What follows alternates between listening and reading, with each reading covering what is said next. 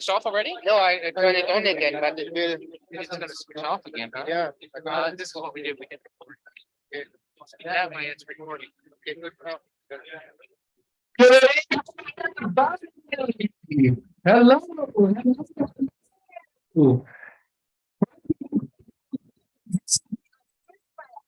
Event of the unless you are given an opportunity to win an award with AIBC, you're probably going to come to Crypto Mondays. Does anybody do Crypto Mondays? It's Crypto Mondays. And I'm going to do it at Crypto Mondays Global. If you know Crypto Mondays, oldest and largest Web3 live events, we do it in 50 different cities right now. We have 35,000 members worldwide. Every city like you, if you're at a conference, you can join the Crypto Mondays. And the best news is there's probably not a lot else going on Monday. We have the world's top speakers, top thinkers in crypto, top projects.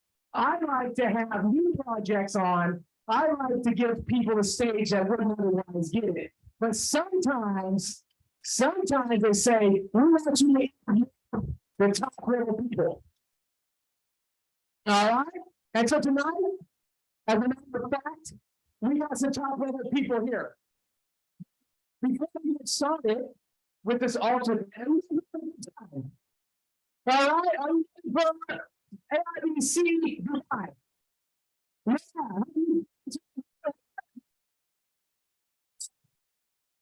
I don't know.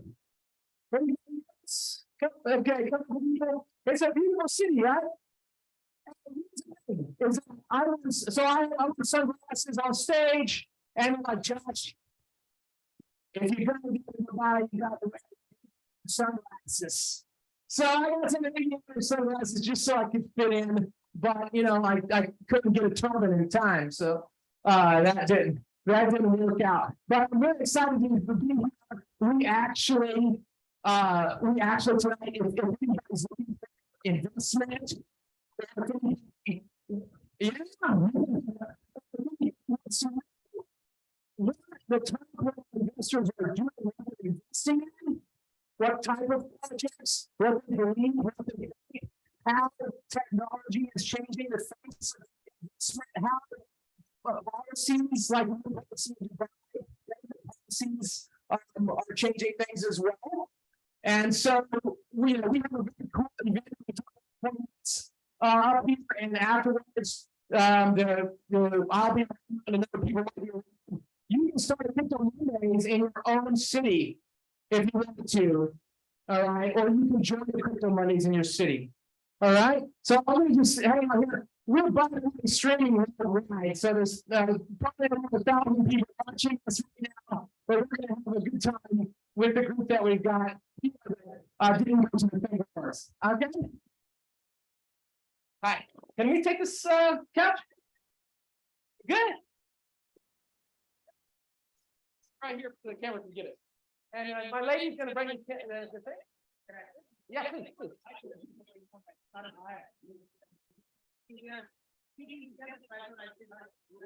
Oh, sorry about that, guys.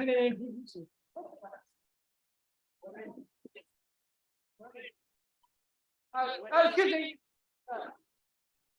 Please, the mics, 2 mics. Bring around. Jesus Christ. Yeah, if you want to sit here,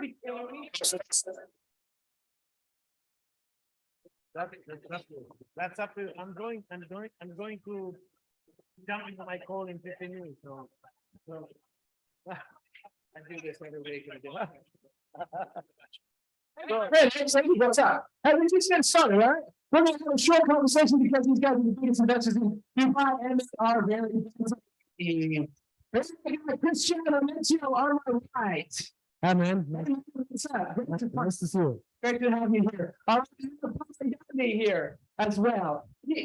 Karan Gandhi's from Cypher Capital and Christian's business tour.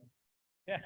The business tour. Let's start with that. Okay, we're going to start off. We're going to have 15 minutes here, and maybe we go a little bit extended with Karan to talk about Web3 specific investing, but we're going to start off with Christian. What does it mean to business doer? It means we're doing businesses that create money. That's it. We are interested in, helping businesses and entrepreneurs to generate business models that are, using the technology in order to monetize sustainable. Okay, so you're an investor in sustainable investments. Is that only in crypto or Web3 blockchain, or does that extend to other technologies? Is it only technology? For example, invest in caffeine. If you have a nice app that will create a subscription and you are going to pay automatically and the food is coming to your door, sure. We are looking to invest in any kind of businesses that are using technology in order to generate profit. I mean, we are not investing in technology per se, because technology comes and goes. But the sustainable business models that create profit and brings customers and create a long-lasting relationship. If you are using technology and this will expand your business and it will scale your business, then we are there. Excellent. Okay, so what I'm saying is that what investors care about is not blockchain or crypto per se, but business models that are sustainable, business models that can grow to clients and customers. Sure, Cypher capital. So yeah, definitely. I think anything that is scalable and has a mass market size, we definitely want to look at it, because as investors, we are trying to take a market share in everything which is mass market. That's how we make money, right? So definitely, Cypher is more agnostic in nature. So we cover everything in blockchain mostly, and any sector in blockchain. But our thesis is very simple, that if the project or if the application is trying to solve a very big problem in this space, and you see it very consistent in crypto, yeah.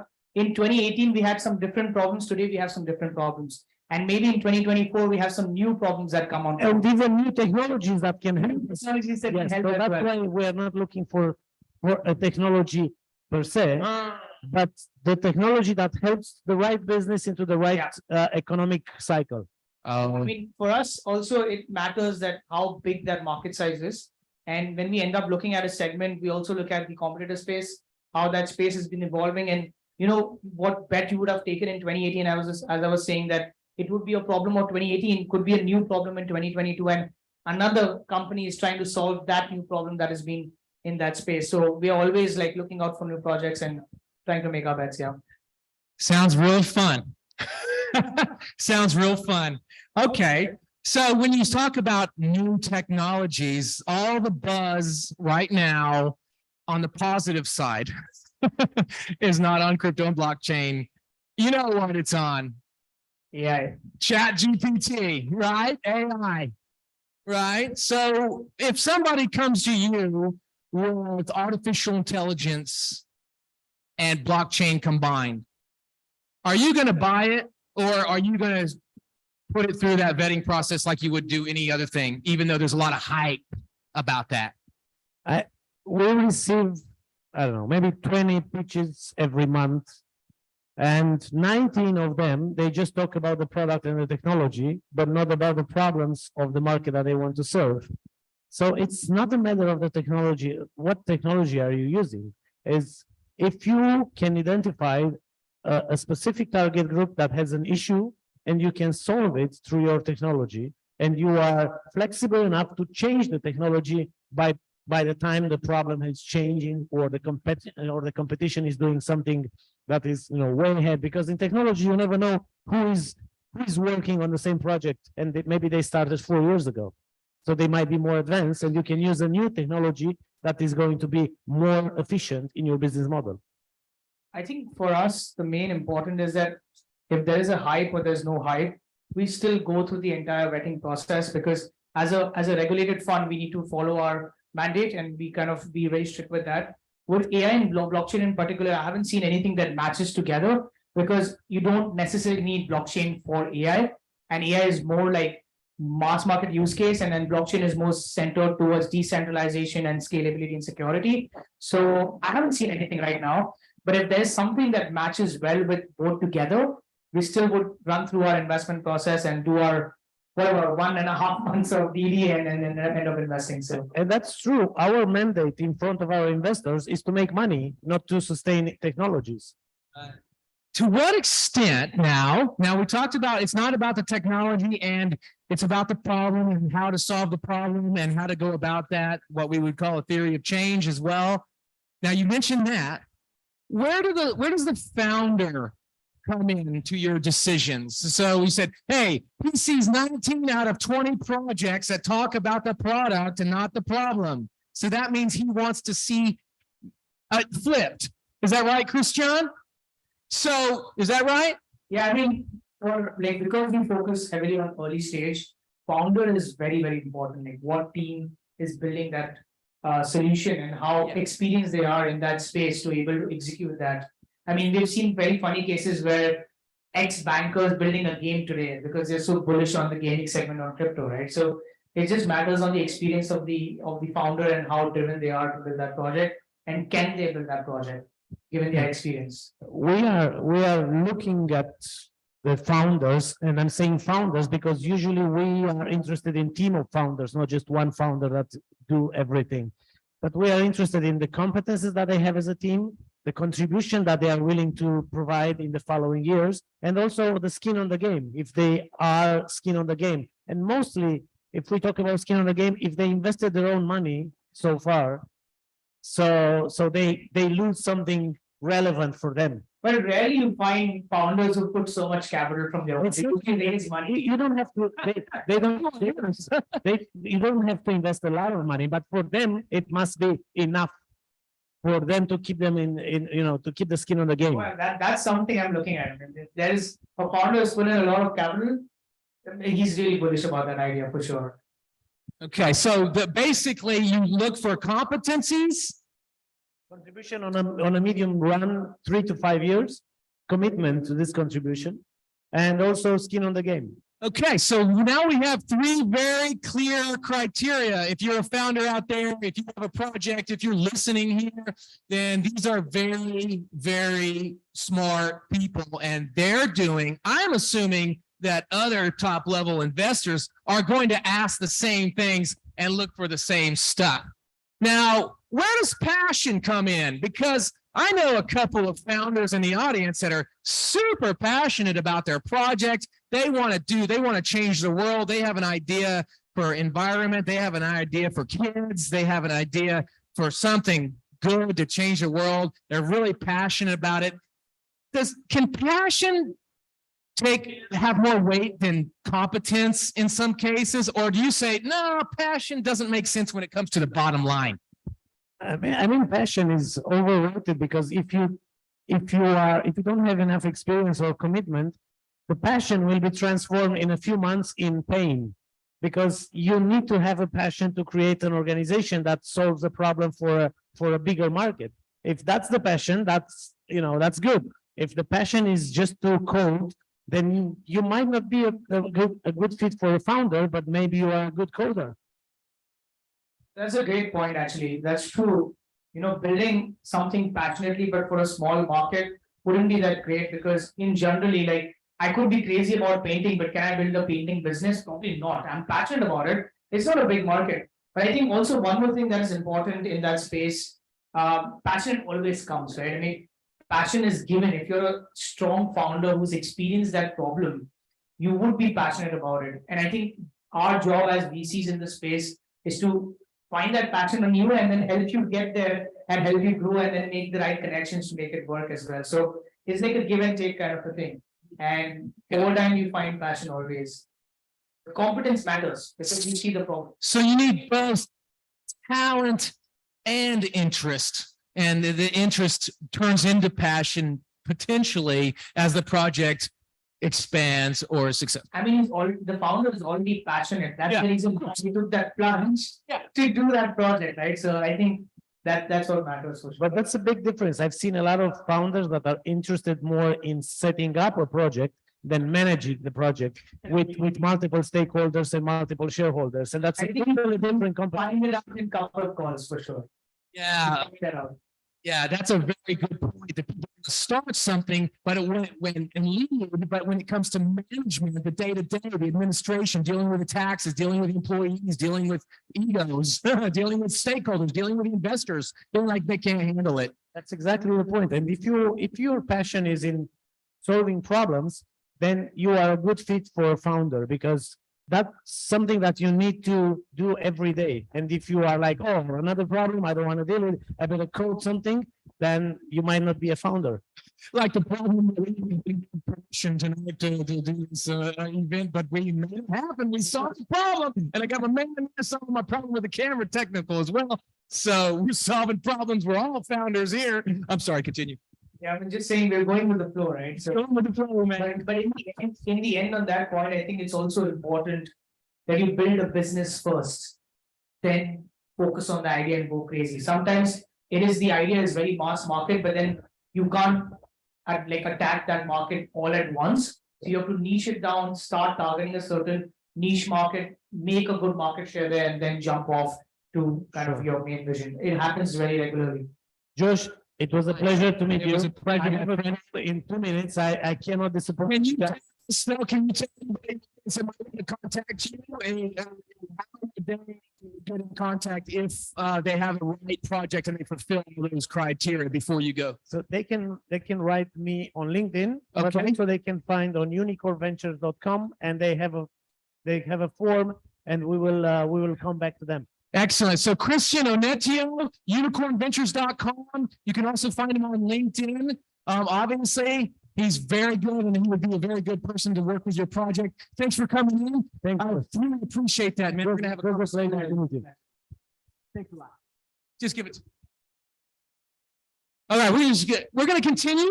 And as a matter of fact, all right, take it back. Don't forget. Thanks, Christian. That's He the has money a- stays. Now that's dedication. He has a call at 9 o'clock and he stayed until 1 minute before. I love that, right?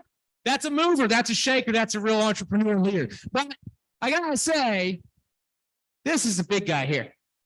He's so humble, but he's a pretty powerful, awesome guy. All right, so I'm really privileged to have you on stage here and get to have a one-on-one with you. Tell me, man. So we didn't get to talk with Christian too much about the other technologies besides Web3 and crypto, but you're a crypto bro, right? CryptoMondays is the oldest and largest Web3 events. We can define people as crypto bros, and Karan's one of them. So why crypto? Man, we just had another bank failure a couple of days ago that now they're blaming it on crypto, even though it was the bank that ruined the crypto. We have FBX, we have scams, we have scam projects all over the place. I'm not going to say that there are any at the AIBC conference, because no scam project would ever think about coming to Sigma or the AIBC conference. But we have a lot of there's a lot of uncertainty with crypto. Why are you so focused on it with your funds? So the funny story is that I started my career in banking. No disrespect. So I started my career in banking, and in late 2016, 2017, I actually got introduced to crypto through one of my closest networks. I got into Ethereum that time, and I had no knowledge on how this thing works. I knew there was a smart contract platform, and it was in a way programmable so that you could kind of cut the middleman. That's what I knew. So I ate in at that time, hoping that my friend was really right. And in 2018, I realized that I might be wrong. Because the market time 99%, and I realized, okay, maybe this might not be the right space for me. But over the last 2018 to 2020, I learned a lot about the space. I read a lot of white papers, tried to learn about how blockchain really works. And I was fully on that whole vision that definitely crypto and blockchain, in particular as a technology, can change the world and can really decentralize the way we operate. Today, of course, less than 4% of world's population is in crypto. So we're not a very mass market product, or let's say asset class, but we're very bullish on the future aspects of blockchain and how it revolutionizes some of the things we do in this space or in any kind of sector, right? Banking, yeah, definitely. We all heard about this SVB news, and I know I just got to know like a couple of hours ago, all the trading stocks for banks just got halted. So I think in a way it's more positive side for crypto. Means people are more bullish now of having their own control on their funds rather than having a bank control their money. But overall, we've seen this space from the last cycle, and Cypher has been investing for the last 4 years. We know that in general, 2017, 2018 was the time of all the hype and all of the meme and everything that could be done for that 100x's. But then over time, if you see, it's from the ICO's moment to now what we see and what we call adoption. So in the next few years, we'll definitely see a lot of people moving into the space, either trying it out or not trying it out, but at least they'll feel the essence of blockchain in some form in an app. But the way I see it is that we're still very early in the space, and there are a lot of innovations and developments yet to happen. That's why from 2018 or 2022, every day there's a new problem that blockchain projects face, and there's someone else trying to fix that. And that's why it's a booming sector which we want to be part of, so we can acquire the market share at the earliest and make that multiple that we want to make. And let's just face it, it's a lot more fun and interesting than banking. 100%. That's why you're really in crypto, man. Tell us the truth. Well, not only that, but it's got a future. And when you talk about how banks are ruining the money, governments are debasing the currency, back to Satoshi Nakamoto, you see it happening in real time. So that's why people are going to those kind of assets that don't. And it's also narrative. Given I have a lot of banking friends till date, and when I tell them that I work in this space, and they're like, "Oh, why are you working in crypto? Like, weren't you a banker before? Like, would you be working as a vice president or AVP of some other bank?" I was like, "No, man. I've realized that blockchain as a technology has a lot of potential, and given that we are so early, even more bullish than ever to be part of it. And just how markets work in general, we work in cycles, right? So even with these banks defaulting, we are going through a phase, and eventually we'll find a path to another new kind of a uptrend, and more projects will end up bringing more adoption. And I think in general, just as the technology, blockchain as a technology should be a back end, not a front end. So today, when you're being told to use the MetaMasks of the world and download a non-custodial wallet, I don't think so everyone understands that and are very comfortable using that.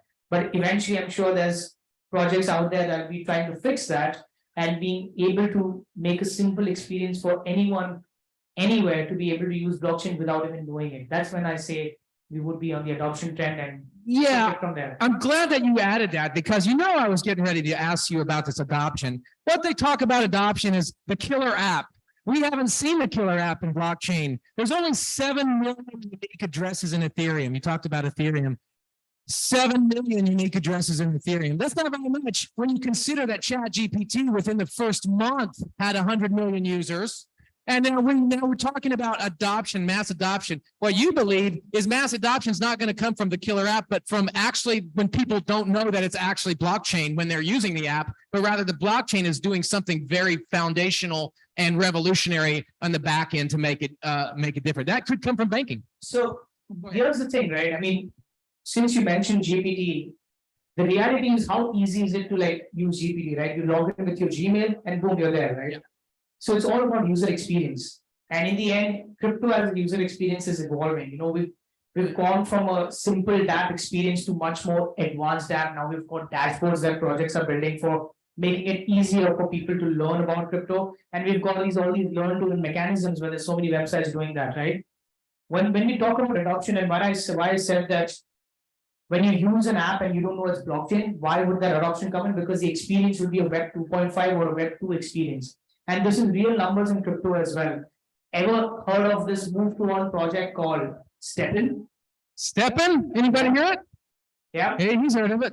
Just give us an overview. Yeah, and in STEPN was a Web 2.5 experience. That means you need to buy their token on an exchange, bring it to your wallet in STEPN, and then you buy the sneakers and you walk around and you make money. Oh, cool. The challenge is that they still didn't consider the Web 2 experience. They tried to make it simpler as much as they could, but then at the peak, they had 3 million users.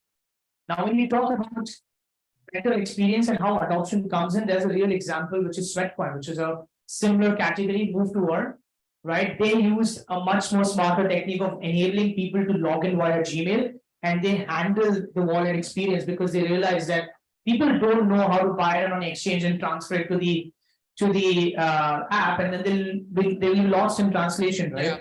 And at a peak of the launch of STEPN, they had 100 million wallets, which is email addresses though, But eventually there was so many, like so much traction that in the end of the day, when the project actually launched, they still had 10 million holders of the token, which is 3 times more than. Wow. Yeah. And that's what it means, that if you give a better user experience to the consumer, they'll be more than interested to kind of try it out, and they probably don't know that it's a Web3 experience, right?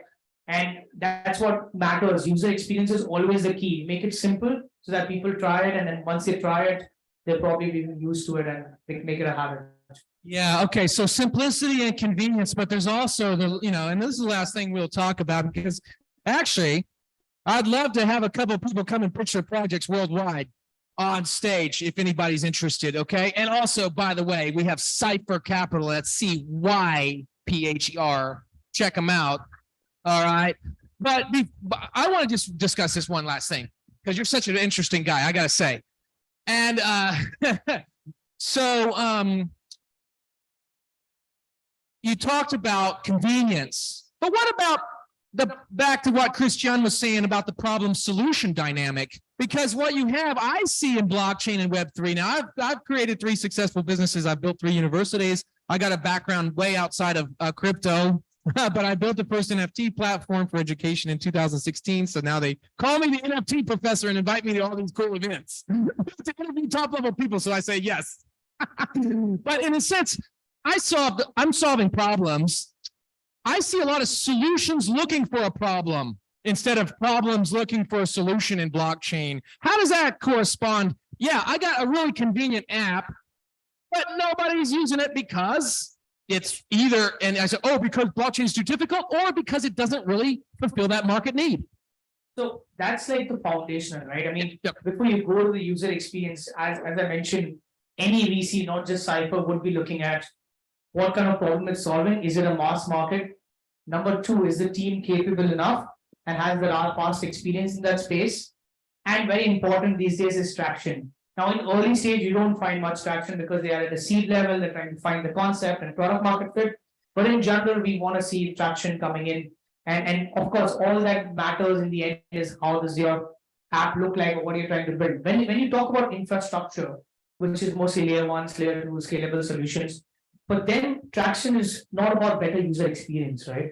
It's more about how friendly and how logical is it for developers, because they are the consumers there. They are going to use the infrastructure and build stuff on it, right? But since we were talking about a consumer tech kind of an example with StepIn and Sweatcoin and consumer tech apps, and they're more retail facing, that's why UI UX and the way you kind of run your customer journey matters.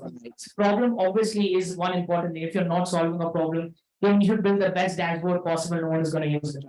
So he's distinguishing consumer technologies from other technologies that might have more technically capable people involved or experts or specialists, but the mass market consumer facing technology need to solve a problem and need to make it convenient. All right. So in the sense of how somebody can pitch to you or your organization, what's the process to do that? So it's go ahead. What's the process to pitch? It's a pretty simple process. I mean, we've got a submission form on our website where people can submit, where the founders can submit their projects. And if you want to reach out to me directly, I'm pretty active on Twitter. And I can say my handle or. Great. Yeah. His handle, you can find his handle and the information about Cypher Capital and all of the other people involved in this at CryptoMondays.io/global. Or it's Cypher KG, so it's CYPHER, and KG, that's Karan Gandhi, so KG. Okay, excellent. All right. Now, I didn't get to ask any questions about Dubai and the new regulatory framework or anything like that, but I know that it's really good for crypto Web3 based businesses, and we'll leave it at that. We won't cover that because you don't seem like an Emirati with the name Gandhi. But in general, I think Dubai and UAE as an ecosystem is like really growing at a rapid pace. I think because our fund is regulated and we work with and lies with a lot of these regulatory environments and governments, we see it that they've been very forward looking about how we approach crypto, and they're always open to learn more and happy to experiment, which is I don't think any other government body is willing to do internationally. I mean, you see things in the US, right? other countries, and I think UAE is the best place to be in crypto right now. And the ecosystem is growing, so I think we're very happy to be here and fortunate to have a foundation here. Excellent. So he says UAE is a crypto capital of the world. Who agrees with him?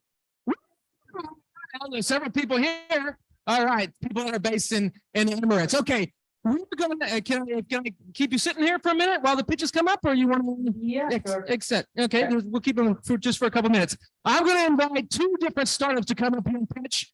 Remember, Crypto Mondays, we have thousands and thousands of people around the world that are looking for projects to invest in. They come to Crypto Mondays for that reason. We also have a lot of founders and a lot of people new to crypto that don't know anything. That's why we kind of keep the conversation a bit light. But if you have a good project and it fulfills the criteria that Karan and Christian were talking about, and you can keep it to 2 minutes, because I will cut you off. Right? Just like what the Emiratis do if you steal something. All right, 2 minutes. My man right here's got a pitch. Come up here and stand in front of the camera. So you sit down in the chair if you want to, or stand. Have a seat, buddy. All right, what's your name and tell us about your project, and keep it to 2 minutes or. Awesome, man. Thank you. My name is Joran. I'm head of growth at Healthtech. Thank you so much. So I have 2 minutes, true? Is that correct? Okay, never mind. So you talk about the why behind like a project. In this case, Healthtech started 5 years ago, 2017. And what we're doing is we're facing the most important problem right now of the traditional banking system, that it's like unbanked people. It's about 20% of worldwide population. And in this case, smallholder farmers from emerging markets, they have no access to traditional banking systems, so they cannot borrow money from them. And when they can, they have to pay interest rates higher than 100%. So in this case, what we're doing at Healthtech is we are minimizing the money barriers, okay, money barriers, and we are linking them, those smallholder farmers, we are putting them together in kind of cooperative, and we're allowing them to borrow money directly from Western countries, traditional investors, everything thanks to blockchain technology. But the real innovation here is that we're implementing like a kind of blended finance 2.0. Why? Because we have two different kind of money flows. The first one works with a stablecoin. So there are like the investor, the lender, and the borrower. And the second money flow, it's like an over-collateralized system. Thanks to our token, native token, it's the ethics. So what we are doing here, it's like a kind of junior and senior debt. The first money flow, which works with the stablecoins, returns an annual 8% APR for the investor. The borrower needs to pay a 16%. It's not that much. I mean, they used to pay above 100%. And the second money flow, it's like the over-collateralized system. So every loan, it's over-collateralized and it's secure. That's like the 2-minute pitch. What is the collateral like? I mean, I understand you're basically building a lending and borrowing product for farmers and connecting with investors, right? But what is the collateral like? What do farmers give in return? I'm sure. Yeah. Absolutely, yeah, that's a very good question. There are like two different kinds of collaterals. The real world asset collateral, it's the coffee itself. So it's a harvest. And the second collateral, it's ethics. Ethics is our native token. And it's quite important to say here that ethics, or the tokenomics behind ethics, it's designed after 5 years of understanding how everything works. And in this case, the ethics, it's catching the value of the whole system. So ethics. Absolutely. It's like a virtuous circle. So when there are more lending, the ethics catch that value. So is it a dual token economy or is it a single token economy? It's only one token economy. So that is ethics. So that's farmers need to like stake or put in. Absolutely. That's how it works. For, let's say that you're a farmer, you want to enter into Healthtech Club. So we say that finally you need to purchase for a kind of membership. In this case, you need to stake the 20% of the money you want to borrow in ethics. The auditor, who is in this case well-recognized people or organizations, like maybe an NGO, who's already working with us, they have to stake another 20%. That's a total of 40%. And the other 60%, it's a collateral deposit by or staked by our community. So finally, you have like, as I said before, different kind of money flows. The first one, it's from the lender and the borrower. It's like the safe, it's low risk, normal return. But who takes the risk? I mean, you mentioned 60% is deposited by community. Yeah. So are they taking the risk of default? Absolutely. I mean, the first 20%. Why would they? because in exchange they are getting like an annualized APR, and that money, I mean, that comes from the inflation rate of ethics. It's like an asymptotic inflation divided for the coming 25 years. And do you know the farmers? How do you get connected with the farmers? Like, what's your process of getting them on the platform, and what's the TD like for them? That's a very good question. We always say that at EthiCap we have been working on the field. In this case, you talk also about the founders of the team. In this case, Jorge and Gabriela, our CEO and our CSO, they are half Mexican, half Spanish. They have been working within the coffee ecosystem. I mean, their family have been working there, so they have the know-how. Right now we are in more than 6 countries, and the origination works. First of all, EthiCap, it's the first auditor, but the scalability comes through adding like other kind of partners within the ecosystem. In this case, NGOs or institutional or governmental institutions that works to improve the life of those smallholder farmers. But then you mentioned that, you kind of deal in US like stable coins, right? Then why involve a token element in the whole ecosystem? Because the challenge is that, when you work with NGOs, when you're working with farmers, I'm pretty sure like they're not that tech savvy of crypto, at least for now, right? And for them to figuring out to deposit 20% of the token, which is ethics, and then NGOs for them to have a wallet and then put the 20%, why would they need a token? You could run it completely on stablecoin business and be much more secure with that. That's a very good question. EthiCap has been working for more than 3 years without ethics, without that token. But the point here is that to make or try to make that system more secure, more safe. Okay. And as I said before, it's a circle of trust. So as more lending there are, the token gets more value, increases its value. Yeah. So you have a safer system. But then, you mentioned safer, but there's also a risk there. Today, if I want to borrow, let's say $10,000 worth of, let's say, financing from the platform, and say one token of ethics is $1, eventually more volume comes in, more demand comes in, that'll be much more expensive and probably would not be worthwhile for a farmer to buy at that time. And the collateral would not make sense at that time. No, it makes sense. It makes a lot of sense. So let's repeat. You are a smallholder farmer, you are a cooperative, you want to borrow money. So you have to purchase for the 20% of that money you want to borrow, but in ethics. Okay, that's your membership forever. Doesn't matter if ethics increase or if ethics goes down. Okay? And as a farmer, how do I do it today? With a MetaMask, we show them. But farmers don't, they're not on crypto exchanges still. We're talking about less than 4%, as I mentioned, world's population in crypto.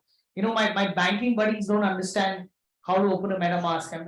Do you guys teach them? How do you end up getting them to sign up on, create an account, manage the keys, and then buy the token and then take it? We work directly with cooperatives, as I said before, and they are so smart, man. They are very hardworking.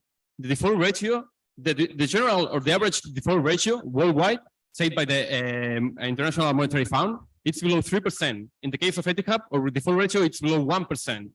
That's okay. That's last question from my side. Absolutely. Have you considered doing this without the blockchain element? It's a novel cause. It's a novel cause. I respect that you've been trying to. I know farmers get financing from loan sharks and it's pretty expensive, fully fragmented market. Makes sense. Good market. But have you considered doing it without blockchain, just like a crowdfunding platform? We have, and it's impossible. You talk about competitors. Let's talk about 2 different competitors in this case. A traditional one that can be like traditional lending protocol, not protocols, lending companies. The main problem from them is that they don't have like that compensation system. Okay, you are lending money. It's okay, like a kind of crowdfunding. But if they are default, you won't recover that money. Sometimes. But in any form, like the collateral is given in this case, given by the community. So they're always taking that risk. And if 5 or 6 or 10 farmers fail and don't pay, people will lose trust.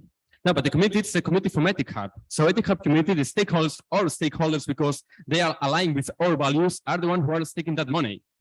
So the cooperative only stake to 20%, the auditor the other 20%, sorry. And our community is the one staking the other 60%. That's like for each cooperative. And then you have another kind of collateral system. And it's like the general staking model where our community and other members can stake also ethics. And the other competitors, if I might say something, It's it's Goldfinch. Okay, Goldfinch, it's a company.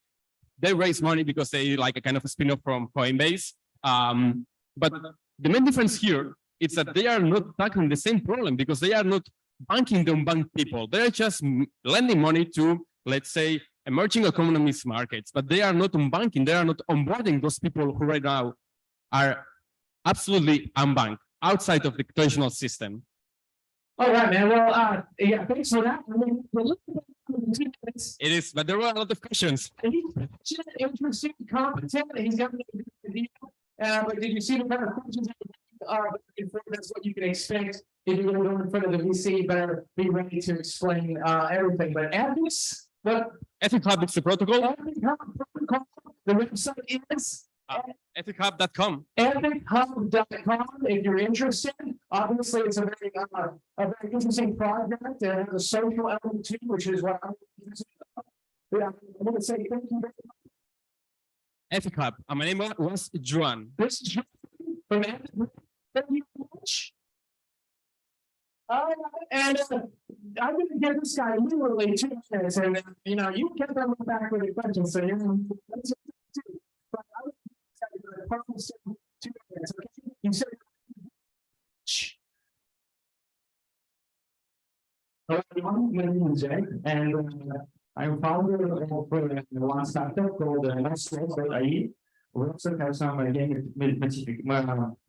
game materialization for blockchain and crypto community. But mostly it's let's say it's each slot one game based on AI. Yeah. So what we do, you are able to create your own games by tag description. And everyone in the community can create games in tag description for the time being, it's only slots. And then we have different reward systems. Which genre do you focus on in gaming? Genre, like MMORPG, Yeah, casual gaming. No, for now it's mostly for the gaming industry, but we also have in our we want to play different small games like mines and different games we have interaction with each other and different logics. So it's a small mini games which you're able to create with different back logic, and you can let's say you can animate them with the IE technology. Is it Each game? Yes, it is based on AI, and each game is unique. So each game become more interesting for you to play because you can just animations. You can create animations. You can create music. You can create different themes and pictures for it. Okay, So pretty interesting. So it's an AI-based it's text text. game Yes. builder Yes. in a Yes. simple form. Yes. Yes. Got Yes. it. Yes. Yes. And then what's your background been? Have you been a gamer yourself? You've been building games, like running a studio, or more on the AI side? My background is mostly from the technology level. So I'm an enthusiast and brand researcher, trend researcher. So I always stay a bit ahead of the technology. Okay. So and I always have a good feeling what's coming next. So I feel now that it's time for AI to interfere. AI to interfere with different industries, and which decides to get to the iGaming industry because it's entertaining. You can also create different nice communities. Communities can create, creators can create games, editors can also edit them, and you always have some monetization. And this monetization can be distributed through the using blockchain technology. And quick thing there. So when you say text to game builder, does it build the hooks of the game, like a certain part of the game, or does it build like the entire game itself? In future, you can build the game itself. But Okay. you also those technology available. For example, you can describe, I want to have flying rocket flying from the room, and I'm sitting in the air and have to how to call. Yeah, so there's files and we describe the logic in the game, and this is only the kind of you can build this kind of things. So we want to go more deep into this as solutions which already are available in the market, and just create even more, a nice mid journey. Let's say. Is it right to say that you're targeting hyper casual segment? Can I say that? Because I think AAA games are not built with AI. They build with awesome game designers who've got like 20 years. And they have this whole passion behind structuring the game storyline, figuring out the characters, what the characters would do. They probably do a small test before and then end up raising a couple of millions to build the game. With an AI game builder, I assume it's more hyper casual, which is quick, easy 5-minute games on the phone. Is that right? Yeah. But And then sometimes how do you create loops in the game? You know, like you could write the text. I could say I want to build like a Karan rocket, and then it just plays around through hoops. But how do I build levels? How do I make that game more engaging? Because even in Web3 today, we have thousands of games, but it's not fun and it's not engaging. So how do you make that engaging element through AI? But that's why we want to do it to the creators and editors. So They they- can say, because for example, if you want to play games, sometimes you play the game is in fact, I actually want to adjust a little bit. Oh, now I have my own idea of the game, but you don't have something money. That's a to- fair to point. create them. So now you can play them, you can become better, you have editors. Right. who download them with you to finish your game. Right. You know, ChatGPT. The point, you yeah. know, it's So the you have same. two questions, and I think it's an interesting space, and this is very important. Where do you want to focus on? Do you want to focus on the game building aspect where you create a new game, or do you want to focus on the support for game studios to be able to interact and find quick ideas and try it out in like seconds? I would say it would be both. This would be both sections, B2C and B2B, of course. Because Okay, and what's your business model? How do you make money? yeah, mostly we would like to have two business models. One is B2C, where we launch our platform for people to play their games, and then they can have competition with each other for those games, and you never know which game will skyrocket. And also, we want to provide a B2B solution. Say, okay, guys, we have this solution. You can use our technology with your game, whatever business you are, and we can shape this IE for your needs. Okay, And so- let's just get it right. It's AI. All right, because when you say AI, people are going to get. Yes, yes. It was Said- AI, yes, yes. Artificial intelligence. Yeah. right? Artificial Intelligence. intelligence, yeah. And so the last thing, I mean, it sounds really interesting, and it's an integration of AI, artificial intelligence, and blockchain and crypto. You're trying to stay ahead of the curve. That's great. Do you have a website, or is there some way that a person can get in contact you if they're interested in investing in the project? Yeah. Tell us what that is. Most loans about AI. Okay, can you just go ahead and spell that for us in English? ORESLOTS.ai. More slots. Yes, each slot one game. More slots. Okay, great. Well, we appreciate that. You got your chance right now to talk to investors, so I hope you're happy about that. Yeah. All right, guys. Thanks a lot. Thanks a lot for joining Crypto Mondays. We appreciate everybody in Dubai. We're going to be here regularly. Of course, you might know Pedro, who is here regularly, and we're going to kick that back off post-pandemic now. We love Dubai. We love everybody here. Thank you so much. Thank you very much to Karan Gandhi Thanks for coming here, and we look forward to seeing what you guys do at next Crypto Mondays. Take it easy. Everyone, good night.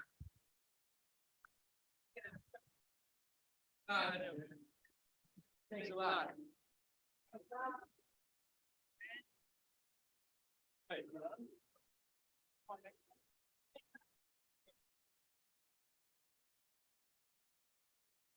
I think you're on the